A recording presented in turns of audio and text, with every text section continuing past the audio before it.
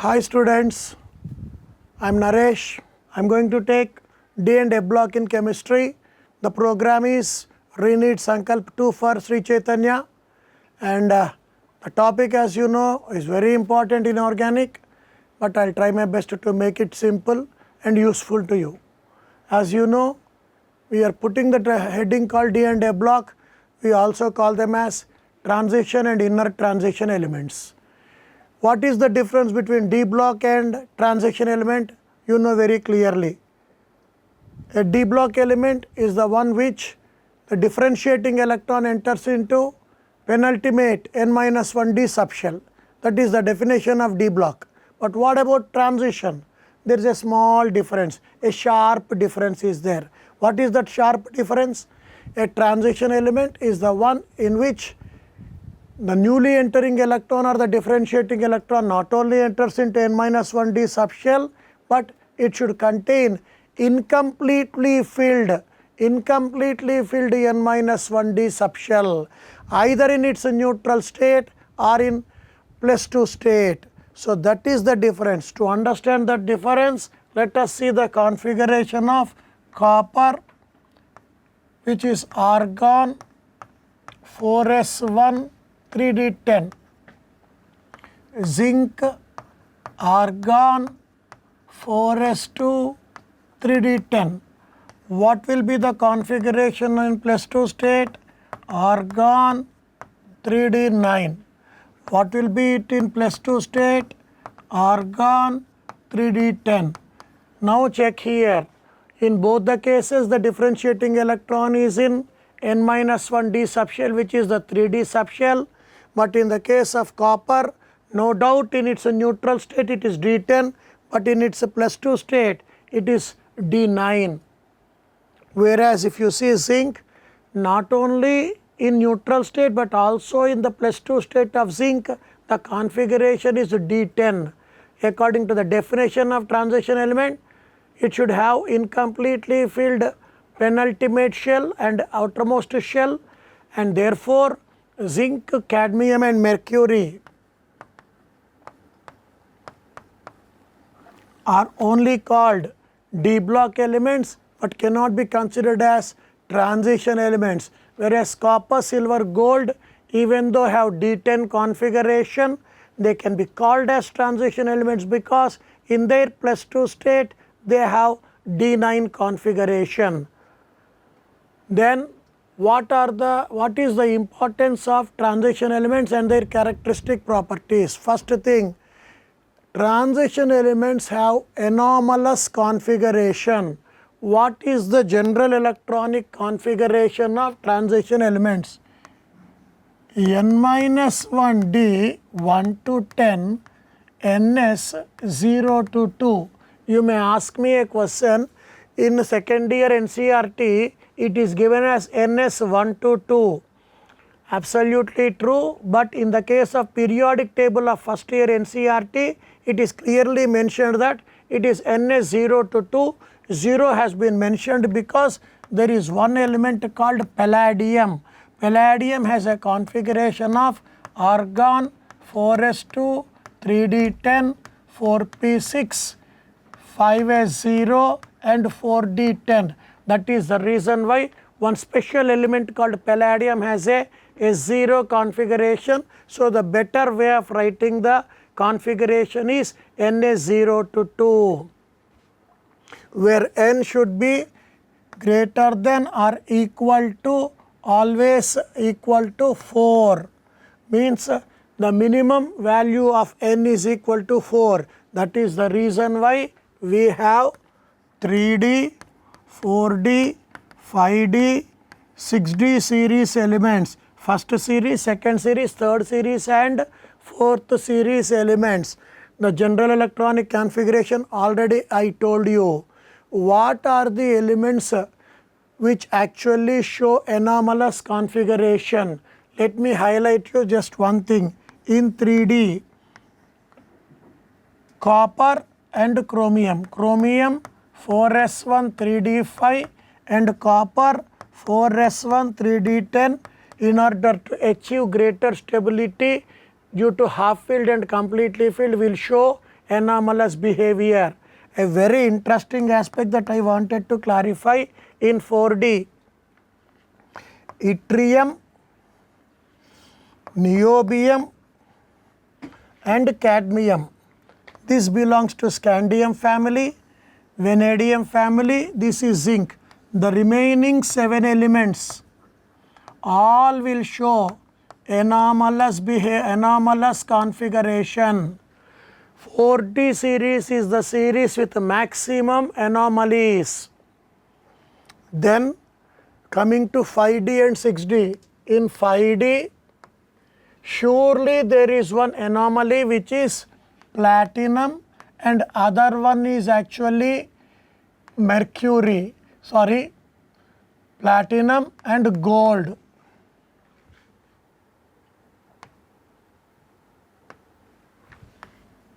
In 5D,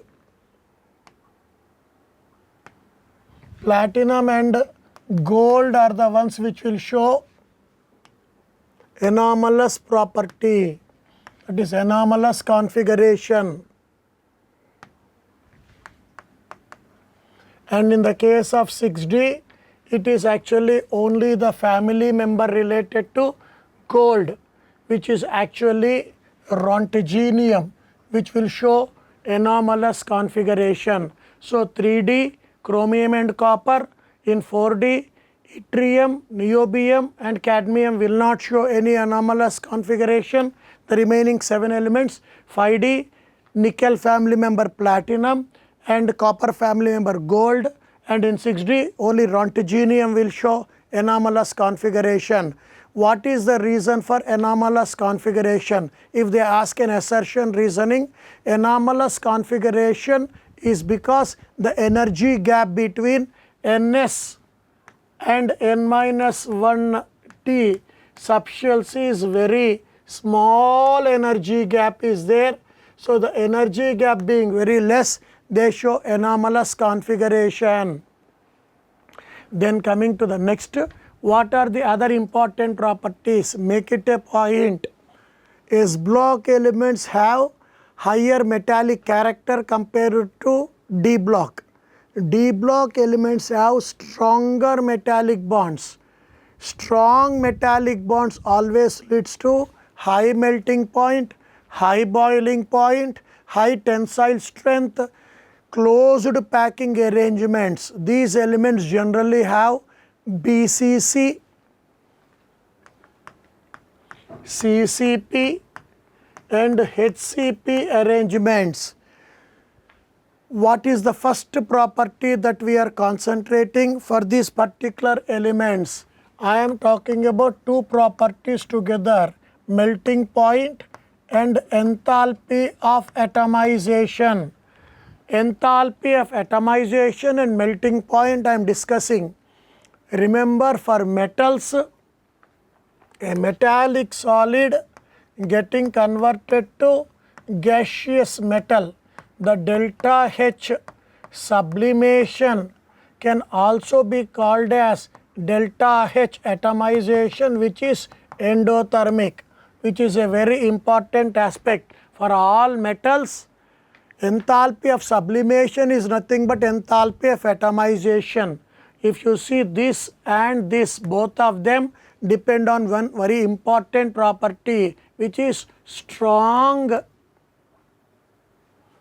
intermetallic bonds. Stronger the intermetallic bonds, more will be the melting point and greater will be the enthalpy of atomization. What is the advantage of transition elements to have stronger metallic bond? Not only Ns electrons but also N-1D electrons can participate in bonding. Which type of N-1D electrons can participate in bonding? Unpaired N-1D electrons can participate in bonding. That is the reason why, along with Ns electrons, The unpaired n-1d electrons also can participate in bonding because the energy difference is very small.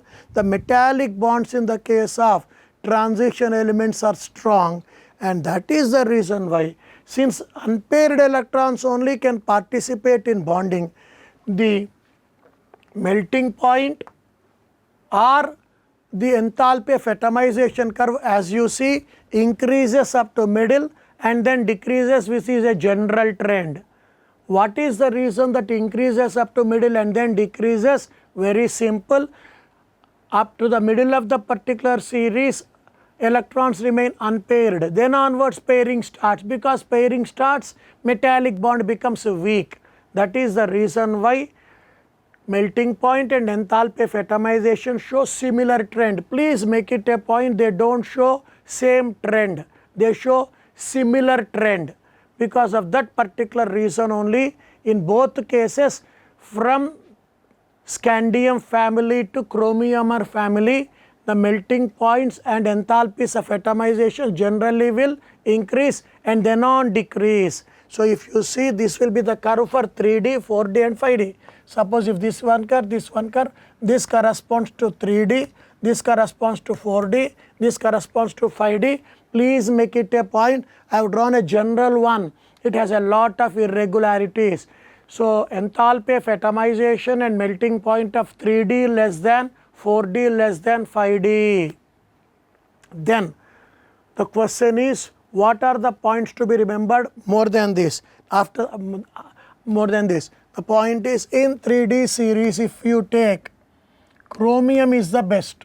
In 4D series, it's a same family member, molybdenum is the best. In 5D series, tungsten is the best. So in each of these, melting point, if you consider highest in 3D, highest in 4D, highest in 5D, overall in transition elements, tungsten has the highest melting point. This is one point to be remembered.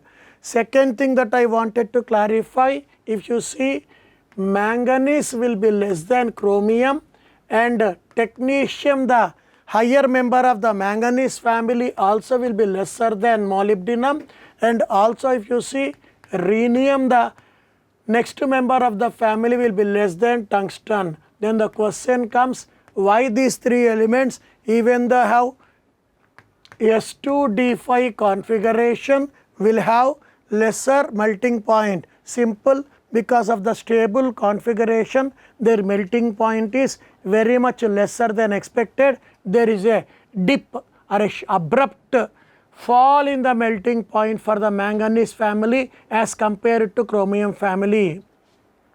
Then the next point is, what about any irregularity or anomalous behavior? Yes, copper less than silver less than gold is what you are expecting the melting point to be, but it is not the case.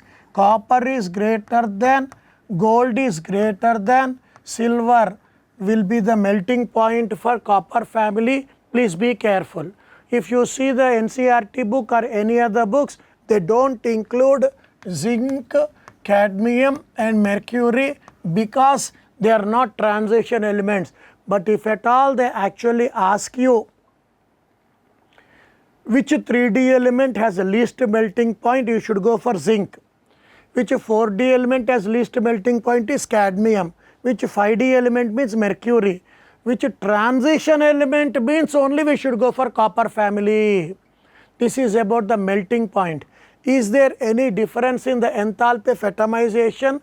Yes, in the case of enthalpy of atomization, the highest here is chromium, but enthalpy of atomization, delta H atomization in 3D is highest for vanadium and least for zinc.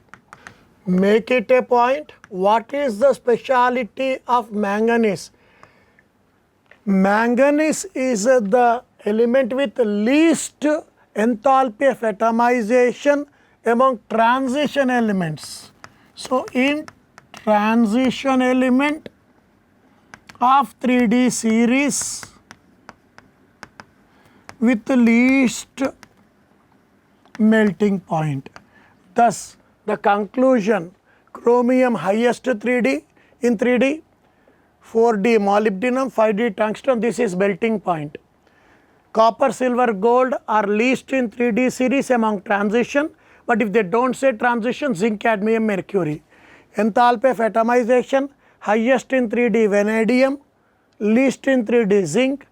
The transition element with the least enthalpy of atomization will be manganese.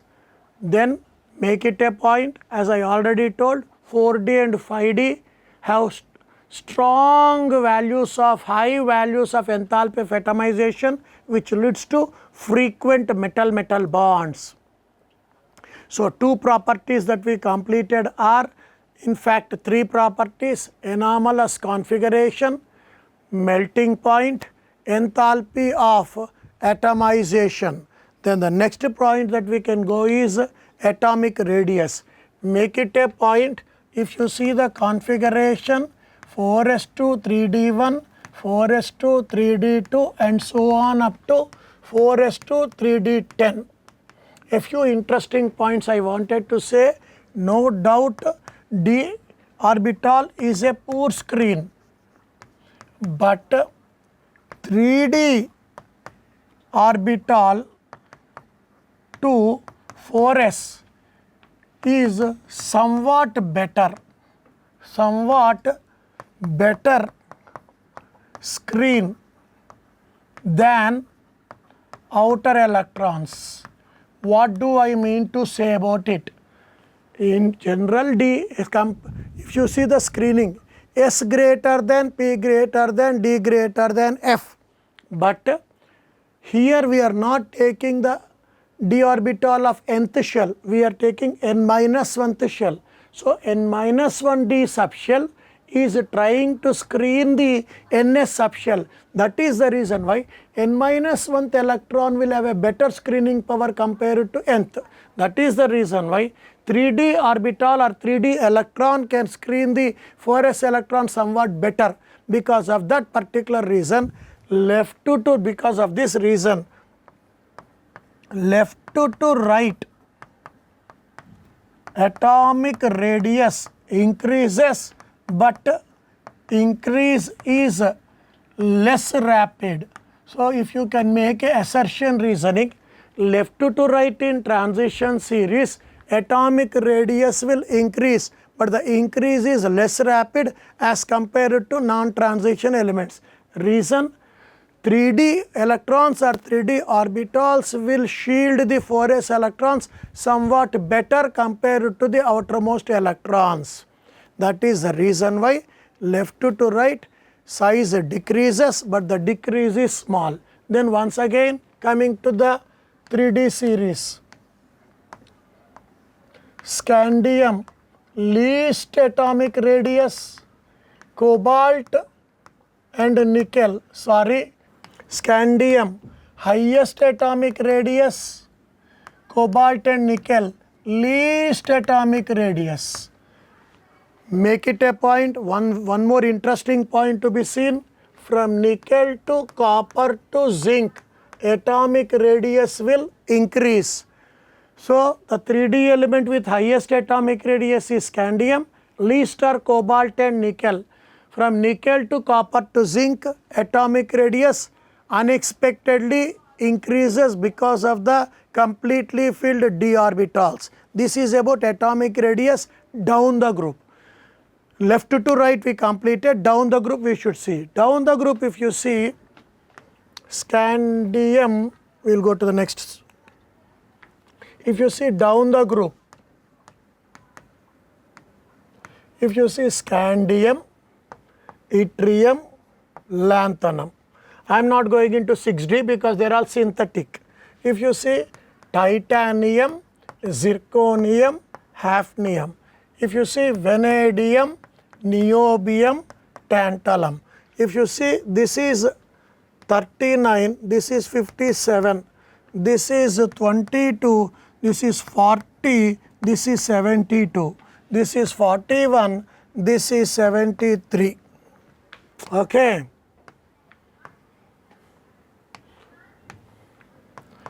What is the reason that I wrote? Between these two, no lanthanides. For these two, if you see, both of them, if you see, lanthanides are there between them. Presence of lanthanides are there. Except in the scandium family, this is the 3D, this is the 4D, this is the 5D element. If you see, except in the scandium family, in the case of remaining families, between 4D and 5D, lanthanides are coming. What happens if lanthanides are coming? Don't forget your periodic classification. Lanthanide contraction, you know very well. F orbitals have complicated shapes. Due to complicated shapes of F orbitals, they are very poor screens, imperfect screens, imperfect shielding is caused by them. So how do you define lanthanide contraction? From lanthanum to lutetium, or if you exactly go from 58th element to 71st element, cerium to lutetium. Due to ineffective screening caused by 4f orbitals, size of the lanthanides and their trivalent cations goes on decreasing. This decrease in the size of lanthanides and their trivalent cations due to the imperfect shielding caused by 4f orbitals is nothing but called lanthanide contraction. Thus what happens? From zirconium to hafnium or niobium to tantalum, size should increase, but because of lanthanide contraction, there is a compensation occurring. Originally size should increase, but due to lanthanide contraction, the size is decreasing. One will compensate the other. So from zirconium to hafnium, niobium to tantalum, 4D to 5D, except in scandium family, size almost will remain constant.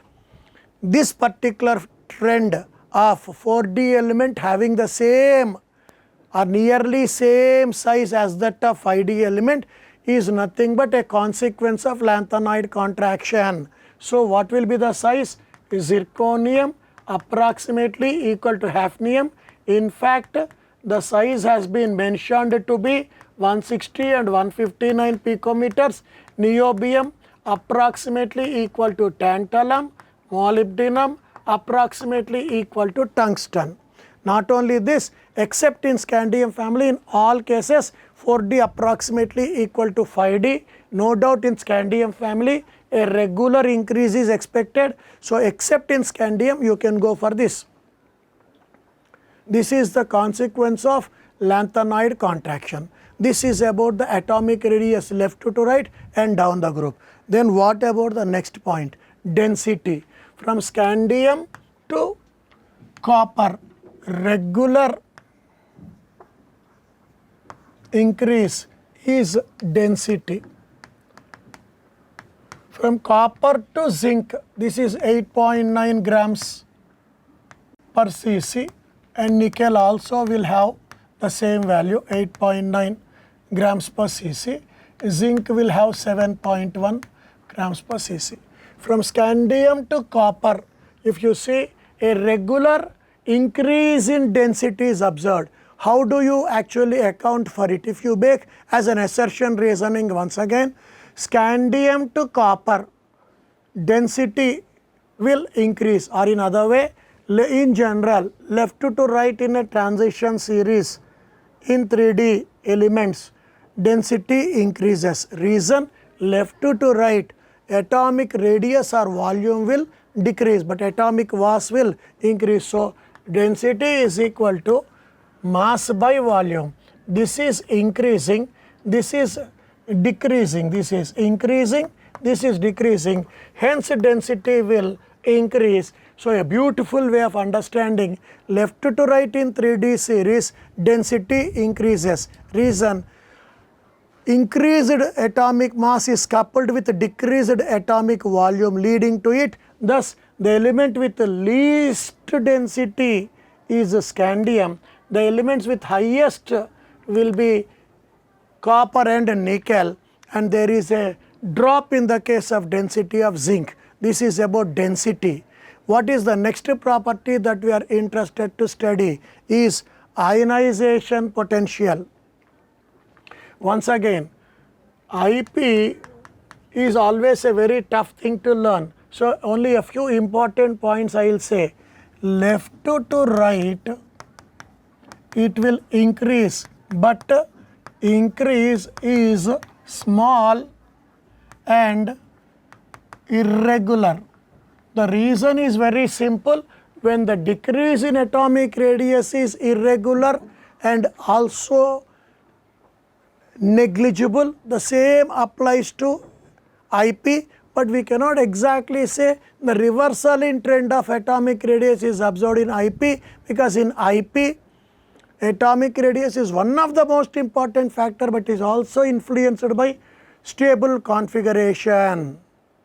So what is the reason that ionization potential will not exactly follow the reversal trend? Means it is just not only influenced by atomic radius, it is also influenced by stable configurations, penetrating powers and screening effects. Here also another big issue here will be, the most complicated part here will be, Ns and n-1d orbitals have nearly same energy. Once you remove the electron from Ns, then the energy of Ns and n-1d will get reorganized. They rearrange themselves. So the second electron's removal will not be as expected by you. That is the reason why IP1, IP2 trends are very difficult to learn in the case of transition elements, but I will help you out with a few important points here. So if you see IP trend, IP1 trend, scandium least, zinc highest. Absolutely no problem. Luckily for us, expected trend is there with irregularities, lot of irregularities, too many irregularities. So you can't actually learn every point there. Coming to IP2, scandium least, copper highest. IP3, same trend as IP1. First, let me be very clear about the highest and the least. I will explain you once again why. So you can see IP1, IP2, IP3 all will be least for scandium, but highest value if you see IP1 and IP3 will be highest for zinc, whereas IP2 is highest for copper. Let me be very clear why all these things are happening like this. If you see what is the configuration of manganese, what is the configuration of chromium, 4s1 3d5, 4s2 3d5. So naturally IP1 will be 1 by manganese because of stability. But if you see IP2, now it will be Cr plus Mn plus. Cr plus is 4s1, Cr plus will be 3d5, whereas Mn plus will be 4s1 3d5. So this is better. So IP2 will be more for chromium as compared to manganese. Similarly, copper will be greater than zinc in IP2. So in IP2, chromium and copper will have higher values than the manganese family and zinc family members. Very simple reason for that. Chromium by losing one electron will get D5, copper by losing one electron will get D10 configuration. Therefore, IP1 trend and IP2 trend for chromium, manganese, copper, zinc should be carefully dealt with. Once it comes to IP3, no issue. If you see Zn plus 2, if you see Mn plus 2, this will have D10, this will have D5. If you see Cu plus 2, it will be D9, and if you see Cr plus 2, it will be D4. You can very clearly see these are the best configurations. So IP3 will follow the same trend as IP1. So similar trend will be seen between IP3 trend and IP1 trend will be the same. So these are the points to be remembered. What are the factors responsible for the different anomalous behaviors of the elements and also the irregularities of the elements regarding IP. 3 points to be remembered. Nucleus electron attraction is one factor. Second, electron-electron repulsion and loss of exchange energy. Exchange energy loss plays a vital role in this ionization potential, which I indirectly explained to you by talking about their configurations. Another important aspect I wanted to tell you, ionization potential variations may not influence the chemistry very much, may influence only the energies of the orbitals, but the chemical significance for the irregularities is not much. And never forget one important point, nickel, copper and zinc have abnormally high IP3 values because they are on the extreme right. Hence, +3 state in nickel, copper and zinc is very rare. In fact, in copper and zinc, we almost don't see any +3 state. This is about ionization potential. Coming to the next part, variable oxidation states. Let me be very clear about one point. Variable oxidation states, anomalous configuration. For both these properties, only one common reasoning. Why do transition elements show anomalous configuration? Why do transition elements exhibit variable oxidation states? In both cases, your answer should be the same. The energy difference being very less between Ns and N-1d, anomalous configuration is shown. Variable oxidation states are being exhibited because not only Ns electrons but N-1d electrons also can participate in bonding. Since most of the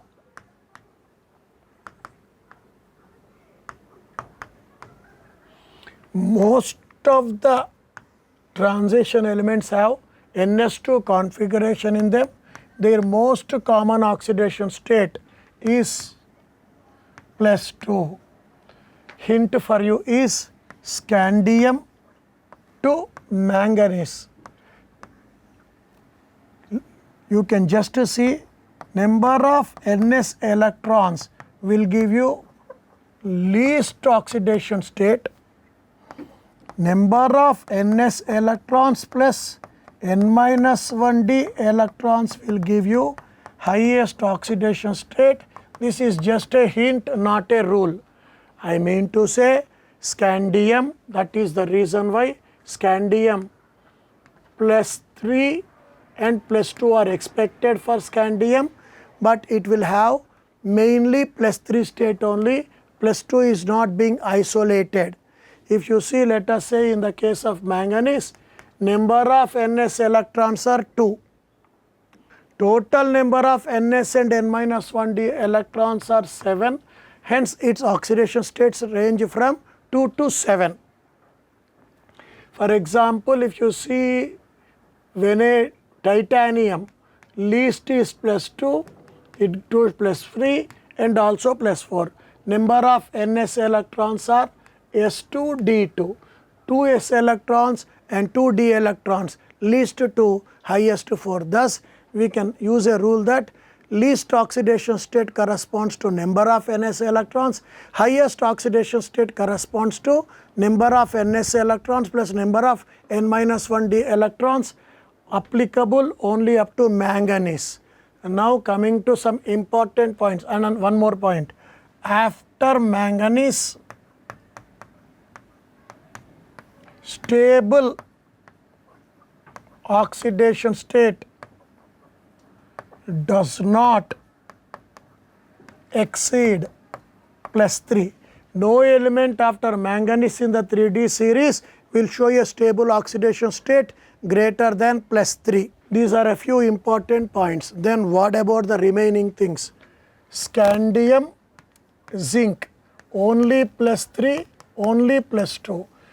So, name the 3D series elements which do not show variable oxidation state scandium and zinc. Scandium does not show any other oxidation state other than +3. Zinc does not show anything other than +2.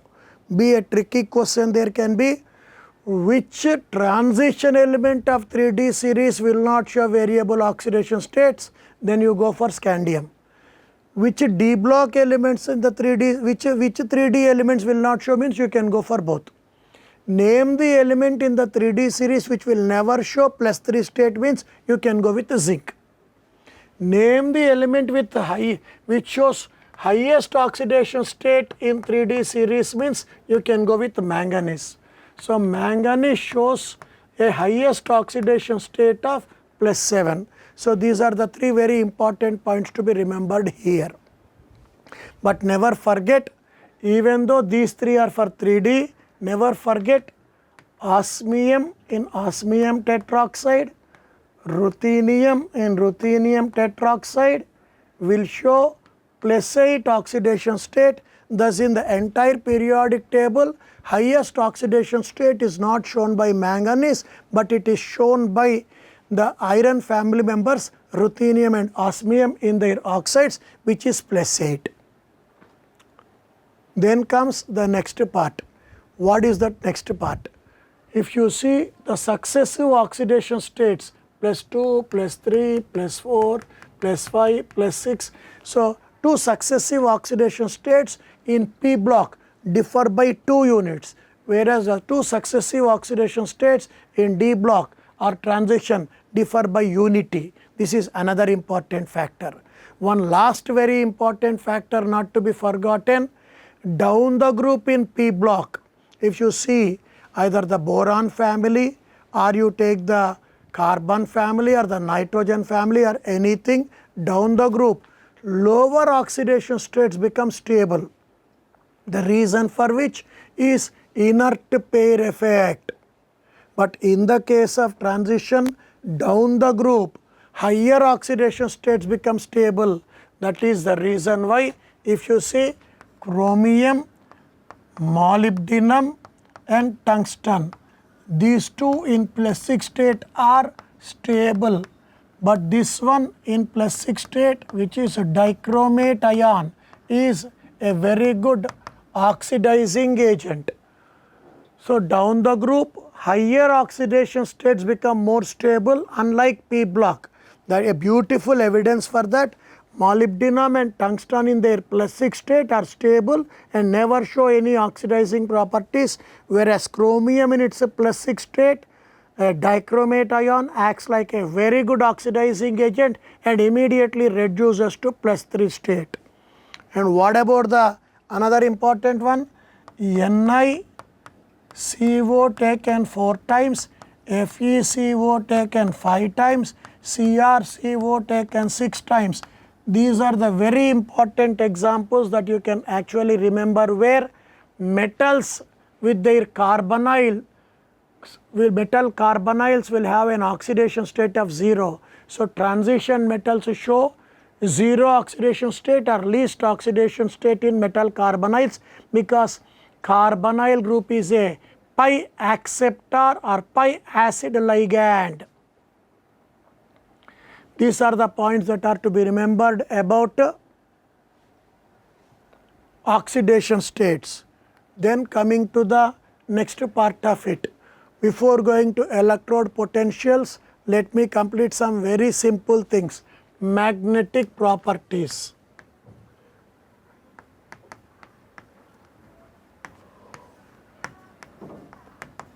Recollect a few interesting points that you learnt in your lower levels. Any substance where kept in magnetic field, if repelled in the magnetic field is diamagnetic, attracted in the magnetic field is paramagnetic, and sometimes a paramagnetic substance or any substance kept in the magnetic field, its magnetic properties increase by millions of times and it may sometimes become permanently magnetic, ferromagnetic. Ferromagnetism cannot be explained on the basis of unpaired electrons. Ferromagnetism is explained by magnetic domains. This is more learnt by us in a chapter which has been deleted for us in the NEET exam under the name solid state. People in physics, I think, will be concentrating more on ferromagnetism. Iron, cobalt, nickel, gadolinium are 4 important elements which will show ferromagnetism. Highest degree of paramagnetism is ferromagnetism. Then para-dia. Any chemical species or a transition metal ion in its aqueous solution or in its solid state, if it has unpaired electrons, then it is paramagnetic and it will be attracted in the magnetic field. Paramagnetism directly proportional to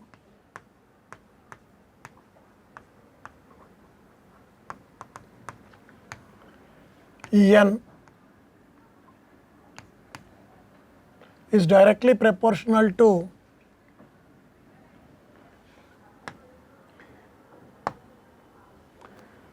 I wanted to just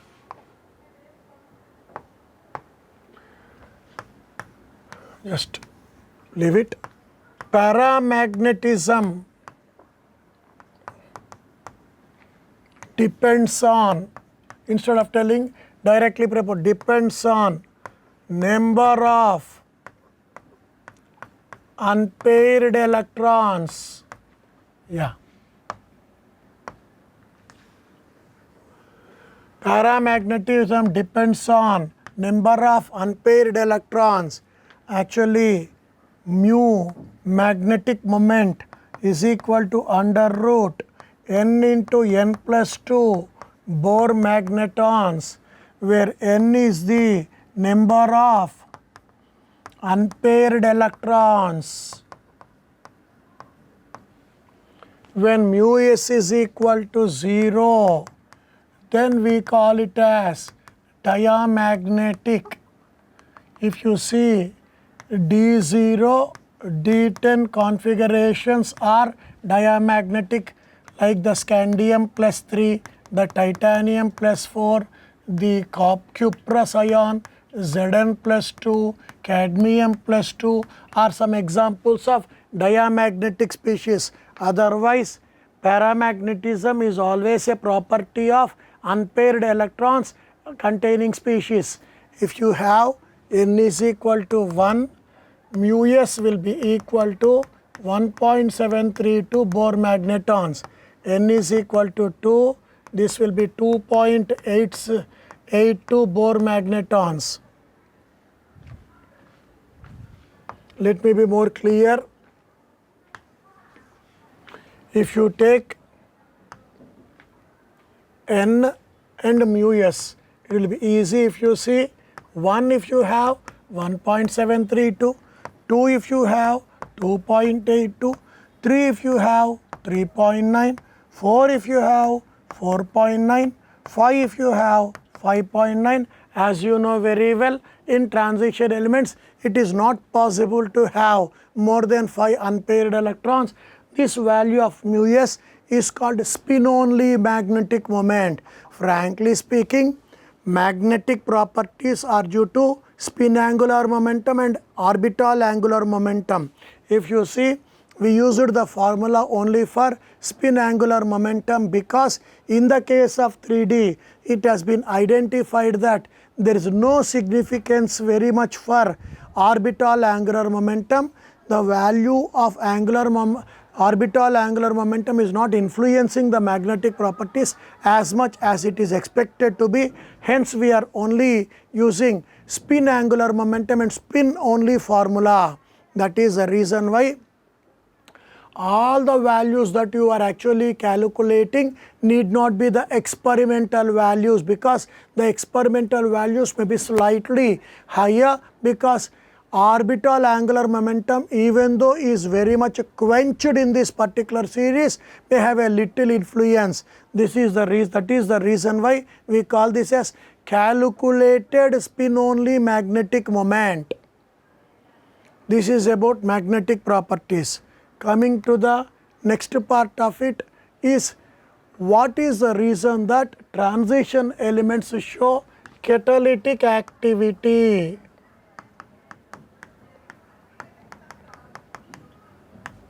Reason number 1, they show variable valency. Reason number 2, they can form intermediate compounds. Reason number 3, they have good surface area. That is the reason why catalytic activity plays a vital role in this particular transition element family, because a catalyst is the one which will never undergo any chemical change but will participate in the mechanism of the reaction and actually form some intermediate compounds, or in certain cases provide the surface. If you see, a beautiful sentence will be given in your NCERT that reactant molecules will be adsorbed on the surface of the catalyst, due to which the concentration of the reactants on the surface will increase. Due to the increased concentration of the reactants on the surface, between the reactants the bond slowly becomes weak. Due to the weakening of the bonds in the reactant molecules, the activation energy of the reaction will decrease, hence rate will increase. This type of a catalytic activity shown, which I told just now, is called heterogeneous catalysis. But in some cases, intermediate compound formation plays a vital role. For example, if you have an element A wanted to react with B to give AB, how does the mechanism proceed? One of the reactant A will react with the catalyst to form AX. A and B cannot react with each other, but in presence of X, how are they reacting? Either A or B will react with the catalyst to form AX. This is the intermediate compound that you are getting. This is step A. Step B, this AX formed will react with B to give AB and X. If you see the net reaction, it is nothing but the same. If you see the reaction, it appears that X did not participate in the reaction at all. But frankly, without X, the reaction cannot proceed. So the most important point to be remembered is a catalyst does not participate in the net reaction, but it participates in the reaction in such a way that once it involves in the reaction, after its job is done, it will be regenerated. So it is not consumed at all. It will not undergo any chemical change, may undergo a physical change. Then any particular example for this, sir? Absolutely true. S2OA 2- with iodide in presence of ferric gives SO4 2- plus I2. How does this reaction proceed? Very simple mechanism. Ferric ion oxidizes iodide ion to I2 and itself reduces to Fe+2. Ferric is the catalyst, ferrous is the intermediate. Now the ferrous formed is oxidized by persulfate ion, where it oxidizes ferrous to ferric back and itself reduces to sulfate. You can see very clearly ferrous here, ferric here gets cancelled. This will be the net reaction. This type of an example is called intermediate compound theory. This is catalytic activity. Then coming to interstitial compounds. Interstitial compounds. Interstitial compounds are non-stoichiometric compounds, neither typically ionic nor typically covalent. They have their formulae in such a way that they don't correspond to the normal oxidation state at all. Truly speaking, they are not definite compounds. They don't follow law of definite proportions or law of law of definite proportions and they don't follow the valence rules. Interstitial compounds are formed because small atoms like hydrogen, nitrogen, oxygen, carbon, boron, hydrogen, carbon, nitrogen, oxygen, boron go and get absorbed in the voids. The voids in them of transition elements are octahedral voids or tetrahedral voids. These elements go and occupy the voids and thus some non-stoichiometric compounds are formed, and because they are occupying the interstitial sites, the compounds are so called. As I already told, they are non-stoichiometric, neither typically ionic nor typically covalent, and they don't follow the valence rules, and their oxidation state do not correspond to the normal formula. The importance of these interstitial compounds is that they are chemically inert. Chemically inert.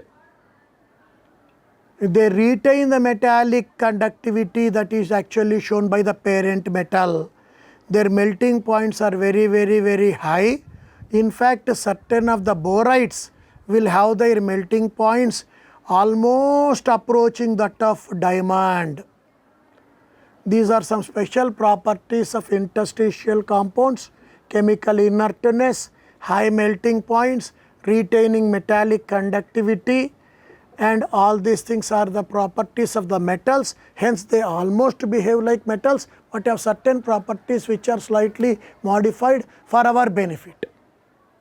This is about interstitial compounds. What about the next point? Alloys. As you know, a solid dissolved in another solid forming a homogeneous mixture is nothing but called as an alloy. Alloy is a homogeneous mixture. Two metals can form an alloy only if the difference between their atomic radius does not exceed 15%. A few such examples is copper zinc forming brass, copper tin forming bronze. Alloys have better properties compared to metals. Alloys of mercury are called amalgams. Amalgams are liquids dissolved in solids. Zinc amalgam, sodium amalgam. Alloys containing iron are called ferrous alloys. A very basic, important, necessary condition for two metals to form an alloy is their atomic radius should not exceed or should not differ by more than 15%. These are some very important properties. With the time have that I don't have, I am actually making the things a much more simpler ones. Coming to F block, which are called inner transition elements. They contain lanthanoids and actinoids. Lanthanum, even though D block, has its properties resembling lanthanoids, hence it is studied along with the lanthanoids. Actinium, which is also a D block element, resembles that of actinoids, hence it is also studied along actinoids. So, when they ask is lanthanum a F block element and actinium an F block element, say no, they are both D block but their properties resemble that of lanthanoids and actinoids. What are the two reasons that lanthanoid chemistry is much more simpler as compared to actinoid chemistry? Lanthanoids have single stable oxidation state of +3, whereas actinoids show variable oxidation states, which makes their chemistry tough. Second reason for the difficulty that we see in actinoid chemistry is that radioactivity is their big problem. As you know, 89th element to 103 are all radioactive in nature. This makes lanthanoid chemistry much more easier. Then coming to lanthanides and their general electronic configuration. NS2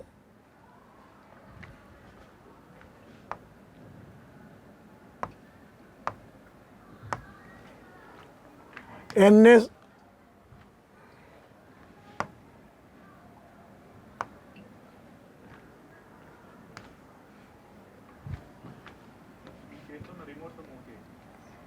So, if you see,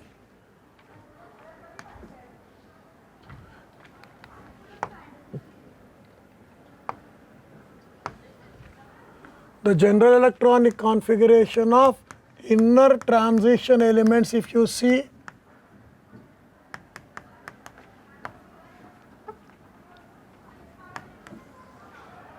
NS2 n minus 1d 0 to 1, n minus 2 f 1 to 14 is the general electronic configuration of these particular elements.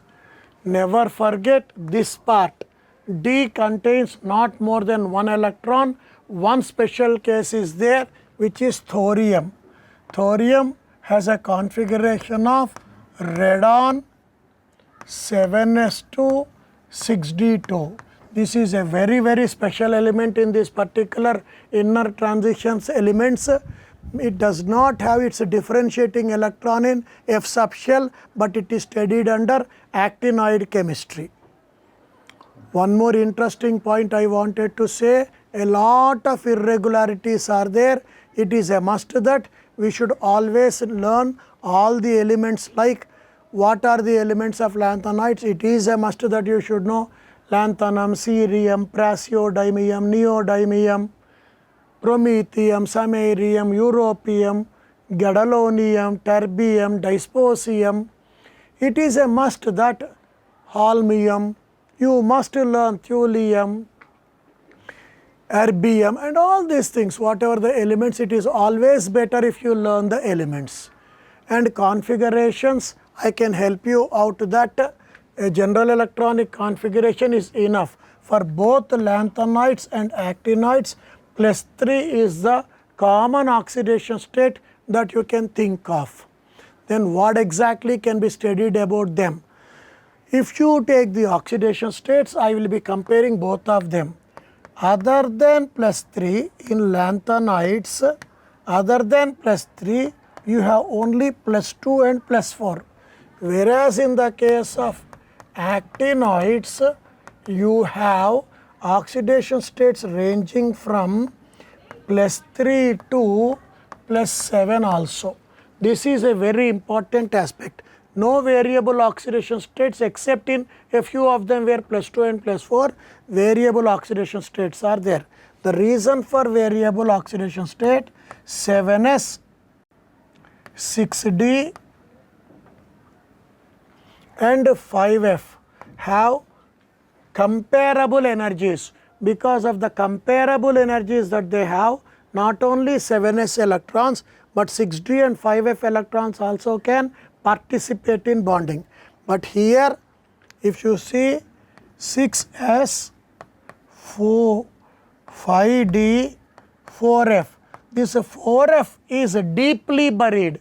The energy gap between 4f and 5d is large, hence only these two can participate in the bonding. Hence +3 is very common, +2 and +4 are also seen, but here you can see many more. And let me be very clear, even though you can see +2 and +4 here, always +3 is more stable than +2 and +3 is more stable than +4 in any of these elements also. For example, europium in +2 and then ytterbium in +2, and then you have samarium in +2, highly stable.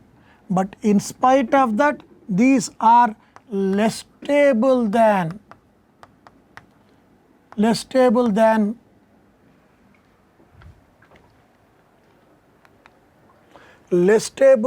in +3 state. So, among plus 2 states, EU plus 2, ytterbium plus 2, samarium plus 2 are stable. But compared to their plus 2 state, once again plus 3 is the best.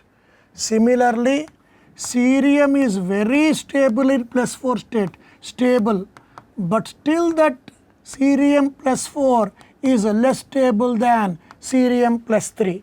What I wanted to say is, some elements like europium, ytterbium and samarium are stable in plus 2 state. Cerium is stable in plus 4 state, but both these oxidation states plus 2 and plus 4 are less stable than the corresponding plus 3 state. That is the reason why cerium plus 4 less than cerium plus 3 stability, europium plus 2 less stable than europium plus 3. This is the stability order.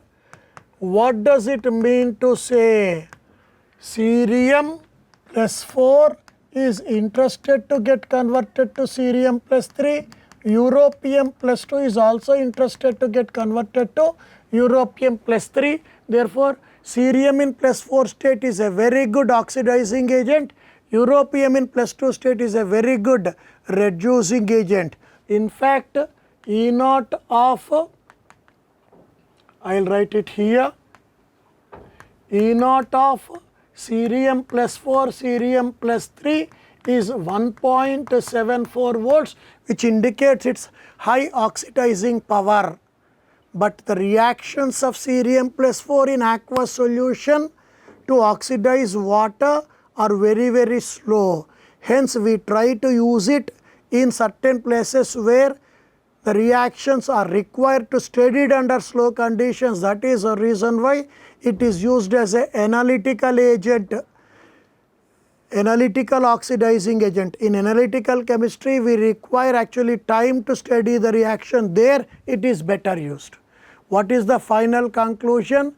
In lanthanide chemistry, though some of the elements show plus 2 and plus 4 state in their aqueous solutions and solid state, for them best is plus 3. Among the plus 2, these are the best. Among the plus 4, this is the best. But for both of them also, compared to their plus 2 and plus 4 state, plus 3 is the best. Hence, any plus 4 compound like cerium is a good oxidizing agent. Any plus 2 compound like a europium or a samarium or a ytterbium is a very good reducing agent. Whereas in the case of actinides, thorium is one element which will show only plus 4 state. The only, I can say, inner transition element which will never show plus 3 state is thorium. It is a very special thing to be remembered. And then a plus 7 oxidation state, which is the highest oxidation state, is shown by neptunium and plutonium. The highest oxidation state by an actinoid is plus 7, which is shown by 93rd element and 94th element, which is neptunium and plutonium. Other than that, all others will show variable oxidation state from californium onwards. From californium onwards, only plus 3 state is shown. Only plus 3 state is shown. Another important point, actinium shows only plus 3 state. So, these are some highlighted points about the oxidation states comparing lanthanides and actinides. Then the question comes, sir, we talked about lanthanide contraction. Will there be actinoid contraction? Absolutely no doubt about it. Lanthanide contraction and actinoid contraction both will be there. Since there are elements after lanthanides whose chemistry is studied by them, we are highlighting lanthanide contraction. Unfortunately, in the case of actinoids, the subsequent elements are synthetic. Hence, actinoid chemistry is not studied. But don't forget, actinoid contraction is much more pronounced and more compared to lanthanide contraction, because 5F is a poorer screen compared to 4F. One more thing that I wanted to highlight, from lanthanum to lutetium, If you see atomic radius, europium abnormally has the highest value and lutetium as expected will have the least value, whereas ionic radius absolutely no problem, lanthanum plus 3 highest and lutetium plus 3 will be the least. Never forget, lanthanum hydroxide to lutetium hydroxide basic strength will decrease. Never forget an important point in chemistry, larger cationic size always gives stronger bases. So, lanthanum hydroxide to lutetium hydroxide basic strength will decrease because ionic character of the hydroxide, ionic size of the cation goes on decreasing. Then the next point that I wanted to talk about is a few physical properties of lanthanides. They are silvery white, tarnish in air with high melting points. Their melting points generally range between these 1000 to 1200, but the melting point of samarium is 1623 Kelvin, which is very high and still hard. Another important aspect, if you see IP1 and IP2 for lanthanides always resemble that of calcium. IP1 and IP2 of lanthanides resemble that of calcium. In fact, all the hydroxides of lanthanum resemble the hydroxides of alkaline earth metals. The hydroxides of lanthanoids are true hydroxides. They are not hydrated oxides, strongly basic. Almost the basic strength resembles the basic strength of alkaline earth metal hydroxides. Never forget, like the unpaired electrons in the case of transition lead to color, unpaired electrons in F also lead to color due to FF transitions which have narrow bands, narrow absorption bands. The unpaired species containing unpaired F electrons are colored. And the 57th element, the 64th element and the 71st element, lanthanum, gadolinium and lutetium have very low IP3 values for obvious reasons, because by losing the third electron, lanthanum will get xenon configuration F0, gadolinium will get F7 configuration and lutetium will get F14, hence they have abnormally low IP3 values. Very interesting one. Early members, initial members of lanthanides will resemble that of calcium and the later members resemble that of aluminum, hence they are considered to be highly reactive elements. Their general valency is 3. They form various compounds of the formula Ln2O3, LnOH taken thrice, Ln2S3 and so many such compounds in their trivalent state. They also form certain interstitial compounds like Ln2C, Ln3C2 and so many interstitial compounds with carbon at a high temperature of 2773 Kelvin. These are some very important properties of lanthanides. One of the most important use of lanthanides is making plates.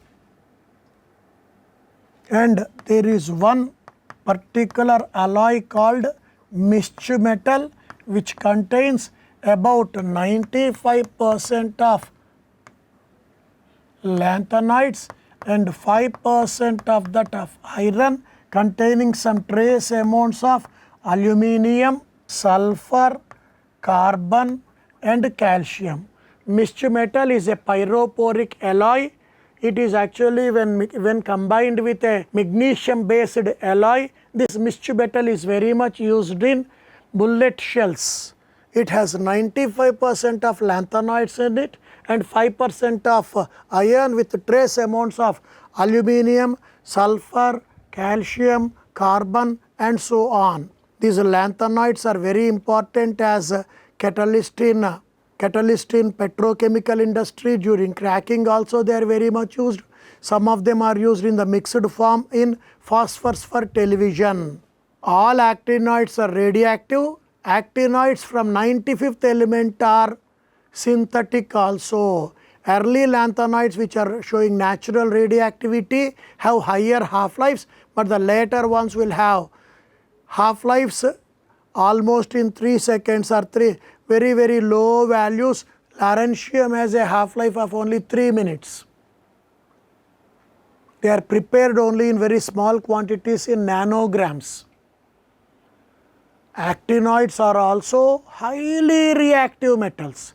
Their IP values are much lower than that of lanthanoids. Interesting aspect is they react very much vigorously with various acids like HCl and render passive with HNO3. A typical property of them is that they never react with alkalis. IP values, as I said, are lesser than that of the lanthanoid elements. Complicated magnetic properties observed in the case of actinoids. It is becoming very difficult for us to actually concentrate on their chemistry because of their radioactive character. In some cases it is a synthetic nature also is a big issue for them. When you talk about the uses of the D block element, one point that are to be remembered, used in pigment industry, highlighted point. And another important example where you can take this is Ziegler's Natta catalyst. This is called Ziegler's Natta catalyst, used in polymerization of ethene. Here it can be methyl or ethyl also. So many important uses are there. UK copper, UK nickel or UK copper, UK silver are also used actually in making coins. As you know, copper, zinc, nickel are coinage metals. As you know very well, nickel is a very important catalyst in hydrogenation of oils. Certain nickel tetracyano complexes are used in polymerization of ethine. AgBr is very much used in photography and photosensitive reactions. So these are all a few important points. If you recollect, there will be palladium chloride, PdCl2, a very important catalyst in Walker's reaction. So you can go on discussing about the D block and A block to the greatest extent possible. With the minimum time available to me, I have covered the most of the important points. Thank you so much. Thank you.